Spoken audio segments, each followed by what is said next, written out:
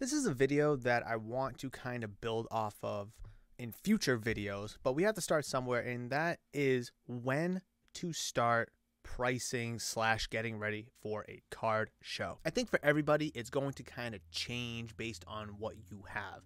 If you have a lot of wax, you can give yourself a little bit of a grace period, especially with retail items or even some hobby boxes typically, because there's less volatility. Now, oftentimes you may see a price change up or down on Fridays or on Mondays coming out of the weekend. But when it comes to singles, cards, those can change at any given moment. And any of us who have set up at shows, who have bought, sold, whatever, anybody that's simply valued cards knows that prices change very, very often. So to make this video shorter than it needs to be, I would honestly say as late as possible when pricing cards and getting ready for a show. Just because if you price the cards on a Monday and the show is not until Sunday, that's 6 days of potential price change and volatility. If you price your cards on Thursday or Friday, there's still a day or two for the cards to change. Now, I'm not going to sit here and say price your cards out Sunday morning, but honestly, if you can price out your cards Saturday night, you're going to be pretty accurate, just because there's not going to be that length of time for the cards to change in price. Now, of course, maybe you want to price it out on Monday and Tuesday and double check on Friday, Saturday. But let's be honest. How many vendors do we know that are actually going to sit and do it? Now, maybe you're the exception. Maybe you actually will and do. But we just know that there are, unfortunately, some lazy vendors out there. They haven't priced their cards in forever. They haven't changed the prices. They don't even want to move or come off of the prices for whatever reason. So you have to be on the lookout for that as well. Now, I do believe that preparation is key. Obviously, making sure your prices are fair, making sure your setup at your table looks good and looks clean, that you can see everything on the table. Again, regardless what it is, singles, boxes, binders, sealed product. But I am a strong proponent that having your cards priced out well in advance is not a terrible thing either, because again, you'll be able to kind of see the market change, the trends up, down of the cards. Now, I'm not going to sit here and say, hey, price out your cards 2 weeks before the show and just roll with those prices. No, you still have to double, triple check those cards, because again, prices are going to change. If you check them 2 weeks ago, from a week ago to today, to a week from now, 2 weeks from now, it's all going to change. But again, how many people do we know that are actually going to re-look up their cards? I mean, admittedly, I don't always re-look up my cards. I've said this time and time again.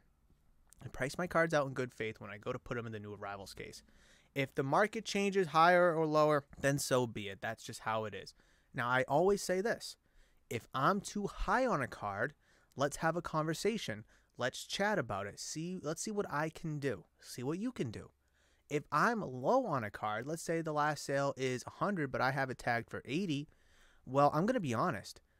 I'll sell it to you for $80 because I'll honor my tag. I'm not going to be that scumbag that changes the price. No.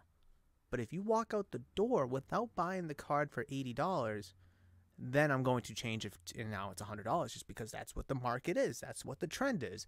And that's what anyone would really do, right? So let's not make me look like a bad guy. And I'm not trying to make this a pity story about me. I'm just saying, if anyone was to do that, I feel like that would be a commonly practiced norm, I guess we could call it.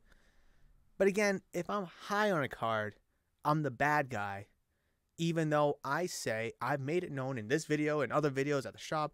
I've made it known that, hey, I'm transparent, I'm honorable, I'm honest. Let's talk, especially if I'm high on a card. Let's talk. If I can't come down on the price, I will let you know. It's not me being a dickhead or trying to screw you over. Just I can't come down that low on the card. I'm sorry. If I'm too high, people will complain about it and make me look out to be the bad guy. But if I'm too low on the card, no one's going to say a thing. No one's going to leave a 5-star review. Hey, great prices. Oh, super low prices. No one's going to do that. So anyways, I went on a huge tangent there. I went on a huge tangent. To answer the question in the title of this video, when should you start preparing? I don't know what the title is going to be exactly, but when should you start pricing or preparing for a card show? I think in terms of pricing cards, as late as possible, like I previously mentioned, as late as possible, Thursday, Friday, Saturday, just so you can go into the show, or if the show's on Saturday, Wednesday, Thursday, Friday. So you can go into the show knowing that you are as close to as recent as possibly can when it comes to the comps, because there's going to be comps that morning, the night before, overnight. But if you're selling sealed stuff, bargain boxes, I'm just looking at the stuff over here because that's just where it is, then you have yourself a grace period, especially with bargain boxes. And something I haven't touched on in this video yet is if you have bargain boxes, dollar bins, quarter bins, 50-cent bins, $5 bins. I mean, the $5 bins, you want to make sure that they are $5 cards, or at least within the area of $5, right? Couple 2 or 3s, but a $6 or $7 card here and there is fine. The dollar card, there's really little to no volatility. Funny story, I might have said this before on the channel. I'm sure I have. I was set up one time at the Cranston show, local show here in the area. I don't think it was my first time setting up. It very well could have been, but I don't think it was. I had a $2 box at the time. $2 card of this rookie, this color, that numbered, whatever. I think it was pick out 12 for $20. Just like with the $2 Pokemon card. Buy 10, get 2 free. Whatever, however you want to spend the deal. So the guy picked out a dozen or so $2 cards, and he comped every single card. Now listen, a $2 bin is going to have cards that are $2. There's sometimes going to be cards worth more than $2. $2.25, $2.75. Maybe you find yourself a $4 or $5 card in there. But like with most value bins, there's going to be some cards in there that are worth less than what's advertised. Again, if the market changes over time, it is what it is. But I'll admit it. There were some cards that weren't dollar cards, but not $2 cards. But I still put them in the $2 bin. If a card sells for $1.50, it's not outrageous to put it in the $2 bin, right? But this guy comped each of the $2 cards. Some sold for $1.37, some sold for $1.89, $1.99, maybe $1.01, $1.58, whatever it may have been, $2. He put every single card back. I'm looking at him, and I think I said something to him. I don't remember what I said, but I did say something to him. And he ended up, after the end of looking each card up, he just put them all back. Now, maybe he just had a change of heart and didn't want to get 10 cards for $20. He didn't want cheapy deepy cards. Maybe he did have a change of heart.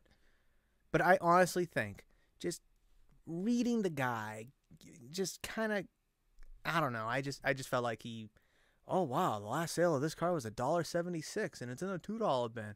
I ain't paying for that. That's just kind of the vibe I got from him. Anyway, that was more of a story, but I try to keep it loose on this channel, as you guys know and love. So thank you for watching the video up until this point. And if you've gotten some value out of it, please smash the thumbs up button, comment down below. Let me know that you're getting some kind of value from this video. I know I'm kind of all over the place a little bit, talking about this, talking about that. Hopefully you guys like the new setup. I did change it a little bit. I'm not sold on it, but I did change it. So hopefully you guys do like that. But yeah, if you have dollar bins, binders, whatever it may be, stuff that doesn't have as much volatility, you do give yourself a better grace period. So for me, I'm recording this on September 18th. You're probably going to see this in about a week or so afterwards. And I got the Mohegan EC3 Con coming up. So I don't know if you're seeing this video before or after that, but that is 9 days from now. I'm already preparing for the show. I'm trying to price out $1, $2 cards of Pokemon. I'm trying to get a binder together. I'm trying to get a dollar box together.